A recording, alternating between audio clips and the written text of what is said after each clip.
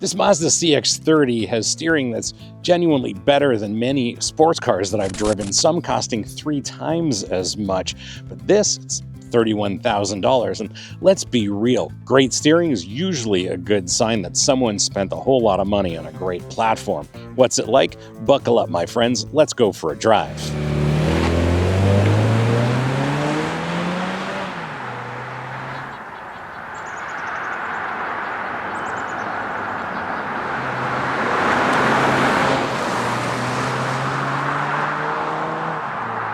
I'm your host, Brian Makse, racer, lover of driving fast, fun things. And on this channel, you get reviews for drivers from drivers. Now, there are exactly 2 kinds of people who are going to watch this video. First, it's kind of people who see 191 horsepower crossover and immediately click away to find a car that's faster. Second, it'll be those people who see that I'm saying that this CX-30 steers better than sports cars and think, yeah, prove it. Well, if you're still here, Mazda has built this car for you. And before we get into what it's like to drive, let's have a look at it in a little more depth. Before we get too deep, one thing to keep in mind is that it's late 2025 right now, and the 2026s have been announced, and there are some interesting updates that unfortunately we're not able to try. 2 of them relate to dynamics. Number 1, there's a brake-based limited slip diff. As well, there are updated dampers that are supposed to offer better ride comfort while maintaining that excellent body and wheel control that Mazda is known for. And of course, things like GVC Plus continue on with the CX-30. Under the hood is a 2.5-liter naturally aspirated 4-cylinder with cylinder deactivation, makes 191 horsepower at 6,000 RPM, 186 pounds of torque at 4,000 RPM. Transmission's a 6-speed automatic, yay, no CVT. It is all-wheel drive, and it's a predictive system that uses 27 sensors to send torque to the correct wheels. There is an off-road traction assist mode as well. Steering is electrically assisted with a quicker rack than many of the competition. Suspension's based around McPherson struts at the front, torsion beam at the rear, conventional dampers, of course. As I mentioned, GVC Plus is here that uses engine torque and brake management to keep this planted in the corners. 4-wheel disc brakes, of course. Wheels and tires range from 16s to 18s. This one's rocking the 18s. Tires are 215 wide, and curb weight is a little over 3,500 pounds.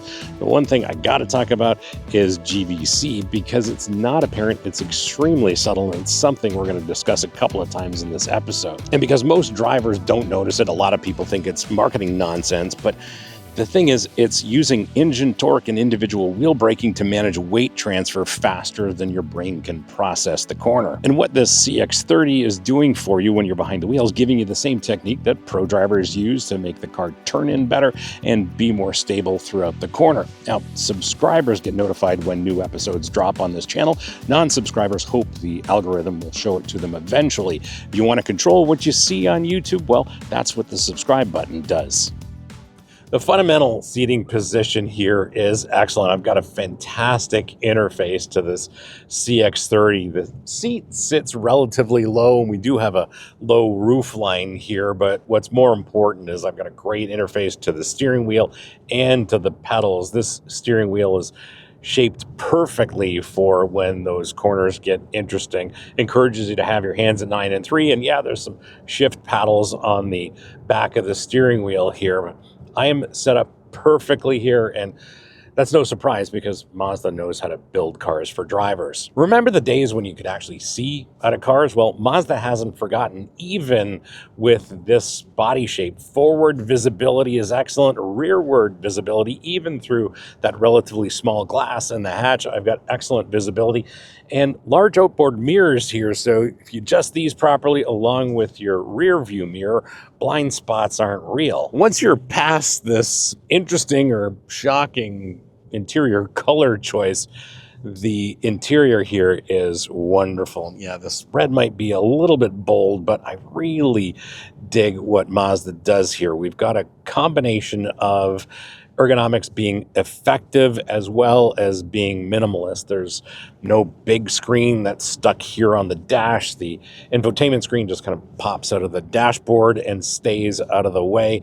The climate controls are simple and straightforward, and everything just makes sense and is very driver-centric. Even the gauge cluster is simple and straightforward. There's a 7-inch display in the center that shows you your speed, engine speed, fuel consumption, a couple of other pieces of information. That's it. No configurability, no themes to go along with the drive mode, and no option to display things like your heart rate. And Mazda thinks that this is exactly the information you need when you're driving, and they're not interested in your opinion. And you know what? They're right. This 10-inch infotainment screen is Mazda's latest, and it's okay. The graphics are clean, the response time is adequate, and CarPlay works just fine when you're wired. But then there's this weird split personality. The screen actually is touch-based when you're stopped, but not while you're in motion. What that means is when you're on the move, you've actually got to control the infotainment system with this controller. And in most instances, this is actually better. They added Alexa and Mazda online navigation, but those are features I didn't try because Apple CarPlay exists and it just works better. Now, let's address the elephant in the showroom when it comes to this CX-30. It's small, and it's small for a crossover. It's not tiny, but it's noticeably smaller than most of the competition. Adults fit comfortably in the front, but the back seats are a bit tiny. I barely fit behind myself in the seating position. Thankfully, cargo space is adequate for a modest Costco run, and you can fold those rear seats down fairly flat to increase the cargo capacity. And it's pretty clear that Mazda didn't build the CX-30 for maximum utility, that's for sure, but I do think they built it to be maximum car. And it's still practical enough to justify, but if you really do need more space, they'll sell you a CX-50, literally. The like button tells YouTube to show this video to more people like you, and if this review has given you more information than you'd get from a press release, well, that's the entire ask. Just hit that like button. It takes 1 second. In terms of acceleration, well, 0 to 60 happens eventually. I think officially this does 0 to 60 in 8.5 seconds. You might get closer to 8 on the most perfect road surface with the most perfect launch, but what it means is you're slower than a lot of vehicles on the road. Passing at highway speeds requires a whole lot of commitment and maybe downshifting a couple of gears. Around town, that linear throttle response and predictable power delivery make it actually easy to drive smoothly.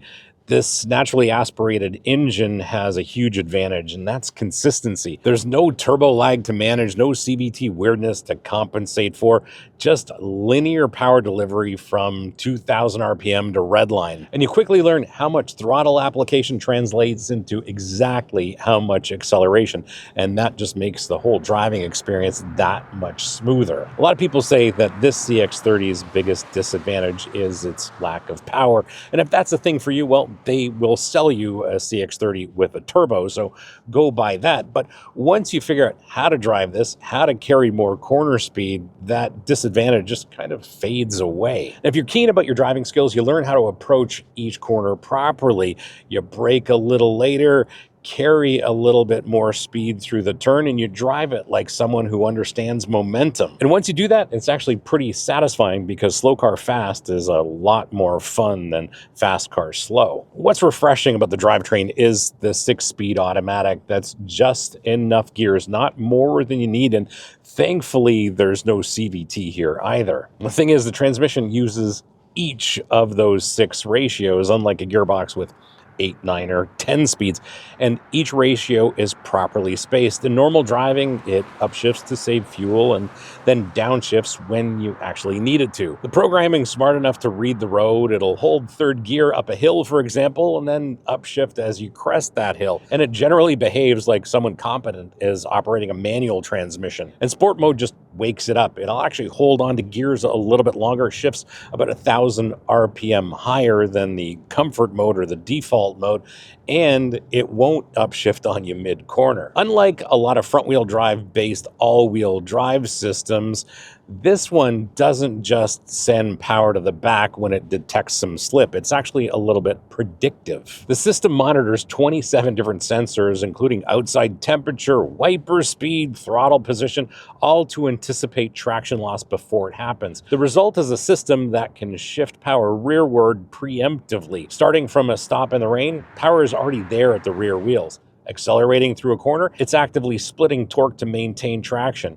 It can theoretically send 100% power rearward, though you'd need to be on ice for the front wheels to be completely unloaded to actually see that. And the upside is that this feels more rear biased for an all-wheel drive system than much of the competition. Not that it feels rear-wheel drive-like, but it feels more like a proper all-wheel drive system. I think every YouTuber says that this 2.5 NA CX-30 needs more power, and maybe they're right, but Mazda's left it to you to decide whether you want to spend a few extra $1,000 on the CX-30 Turbo versus this one. If you want to support the channel beyond just watching, well, the link to the merch store is below, and if you buy some cool stuff there, well, it means more time for me to test cars like this and less time worrying about manufacturer blacklists. No pressure, just an option. This entire chassis is exactly where Mazda has paid attention to the CX-30 and pretty much everything else that they build here. There are McPherson struts at the front, torsion beam at the rear, and don't think that the torsion beam is a bad thing. We can get into that discussion in the comments, so let me know what you think below. But what's going on here is how they have tuned all of the kinematics in this CX-30. Sure, the ride is noticeably firmer than much of the competition, but you get great chassis feel, a great feel for the road, and even bad road imperfections are well damped. It's not that it's harsh, it's that it actually communicates with you. Mazda chose control over comfort, and you notice it immediately. The result is a crossover that actually handles. Turn-in is immediate with minimal body roll. Mid-corner balance is pretty neutral, and corner exit see the rear axle actually participating instead of just following along. So we've got some corners here, so let's have some fun, shall we?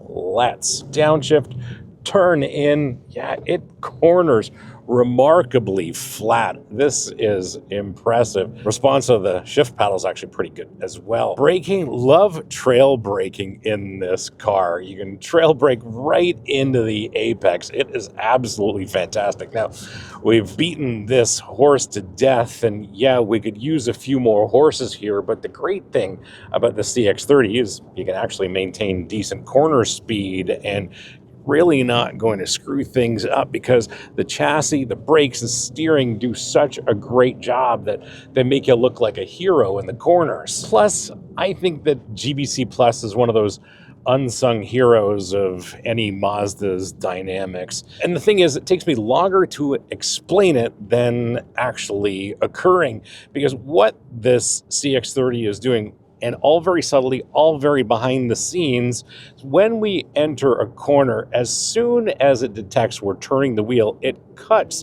engine torque so we get a little bit of weight transfer onto the nose, which makes turn in feel much more responsive, much more confident, and then it uses the brakes to settle the chassis down and feel more planted in the corners. And again, it all happens very, very subtly, and you don't even notice it. That's because it's reacting in about 50 milliseconds faster than you could actually perceive it. And yeah, overall, the suspension settings are firmer than your typical crossover, so the trade-off is ride quality. This isn't going to appeal to somebody who wants the ride quality of a middle-of-the-road crossover, but for people who enjoy driving, this is the only option. And in this segment, every one of the CX-30's competitors is softer, quieter, and more isolated. This is engaging. The other thing about the CX-30 is that its dynamics are cohesive in a way that none of its competitors are. In the competition, handling is acceptable, braking's acceptable, but that isn't the case here. Here, the entire dynamic package feels integrated. Steering tells you what the front tires are doing, the chassis balance tells you what the weight is doing in any direction, and the brake pedal lets you control all of its dynamics with precision. On the other hand, the real limitation is power. Sure, you can carry more speed through the corners than the engine can actually take advantage of on corner exit. You brake later, turn harder, and wait for 191 horses to gather themselves up for the next straight. Sure, it can be frustrating in the moment, but it reminds you that you can carry more speed through the corners, so you can pick up the throttle a little bit earlier and accelerate as best you can with all 191 horses. Now, about that steering, I gotta say, it is exceptional in a crossover. Strong on center feel.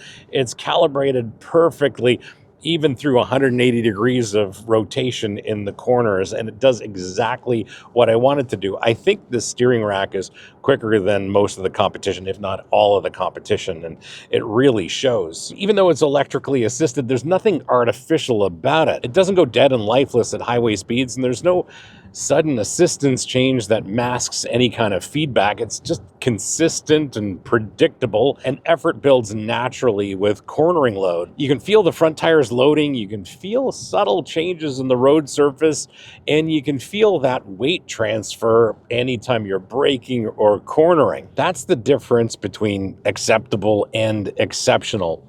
Many of the competitor steering is just transportation. The CX-30 steering is communication, and once you've experienced communication, it's hard to go back to just transportation. I do love the brake pedal here because it's just as good as the rest of the dynamics in the CX-30. I've got precise control with that brake pedal. Modulating it as I'm braking into a corner is easy, and I've got precise control over the attitude of this CX-30.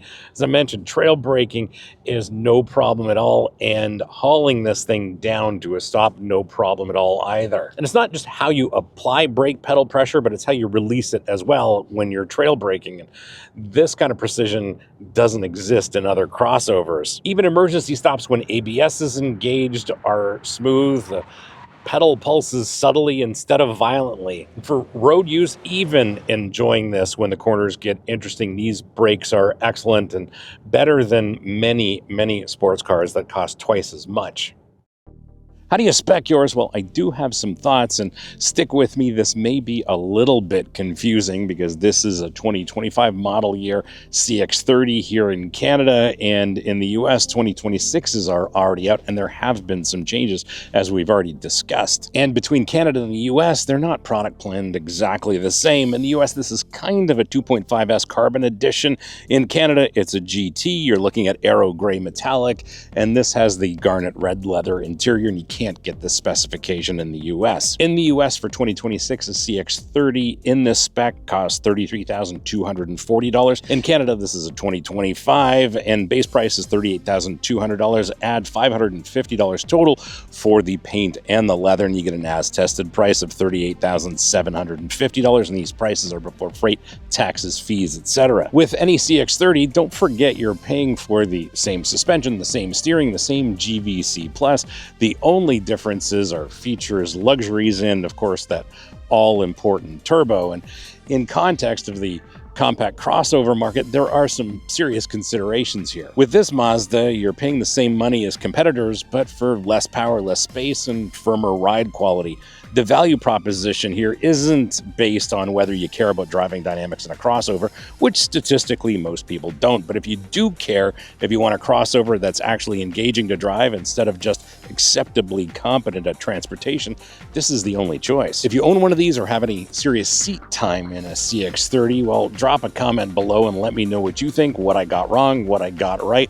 And owner intel is extremely valuable, and I read those comments. And speaking of owner intel, let's see what actual owners have to say about their experiences with the CX-30. We dug deep into owner forums and subreddits to find out what's really going on. First, the infotainment system. Owners consistently report connectivity issues with wireless CarPlay and Android Auto, intermittent drops, pairing problems, occasional freezes. The universal fix? Keep a USB-C cable in the center console and use the wired connection. It's rock solid. Multiple model years, same issue, and entire forum threads are dedicated to workarounds. Not a deal breaker, but be prepared. Second, owners say the tire pressure monitoring system is extremely sensitive. It'll trigger warnings even with minor pressure drops, something owners notice constantly during seasonal temperature changes. The system can't be recalibrated to be any less sensitive. Most owners just run pressure slightly above the recommendation to avoid constant alerts, especially in spring and fall. Third, road noise. This isn't a quiet crossover. The suspension is tuned for control, not isolation, and you'll hear it on rough pavement. Owners report it's noticeably louder than the competition, especially on concrete highways. Mazda didn't add any extra sound deadening because weight matters for handling. And don't forget, you're trading some comfort for excellent dynamics. And that's one of the things that owners love about their CX-30s, especially over the long term. Some even report that the steering and handling, all the dynamics remain the same at over 50,000 miles, and it feels just the same as it did at 5,000 miles in, thanks to the owners for their feedback about their experiences with the CX-30. My verdict, well, let's start with fuel consumption because that's interesting to some of you. I am getting about 26 miles per gallon or 9 liters per 100 kilometers from my Canadian friends in mixed driving, but I'd really love to understand what owners are getting with the naturally aspirated 2.5 CX-30, so drop a comment below. As for the CX-30 steering, it is definitely best in class, no doubt about that, and it does a fantastic job, more than enough to rival some more expensive sports cars. It's more linear than a lot of the sports cars I've driven, that's for sure. On-center feel is better than any non-M BMW I've driven in a long time, and the precision is shockingly close to an MX-5. And that's not hyperbole, it's what I felt through the wheel over a week of testing. But steering isn't the whole story, it's just a clue that Mazda spent a lot of time, a lot of engineering, maybe a lot of money on developing the dynamics of the CX-30 to make it satisfying and engaging for drivers like you and me. The suspension setup, the brakes, GBC Plus, the entire cohesiveness of the dynamic package, it's all there, all working together, and all standard equipment. In a segment where good enough seems to be the standard, Mazda decided it wasn't acceptable, and you can feel it every single time you turn the wheel. Whether that matters to you depends entirely on whether you think driving enjoyment has value in a vehicle designed to carry groceries. And for me, it does, and in this segment and at this price point, the CX-30 is the only one that delivers it. Should you buy a Mazda CX-30? Well, I suppose that depends on what kind of driver you are, and if you value driving engagement in a vehicle that's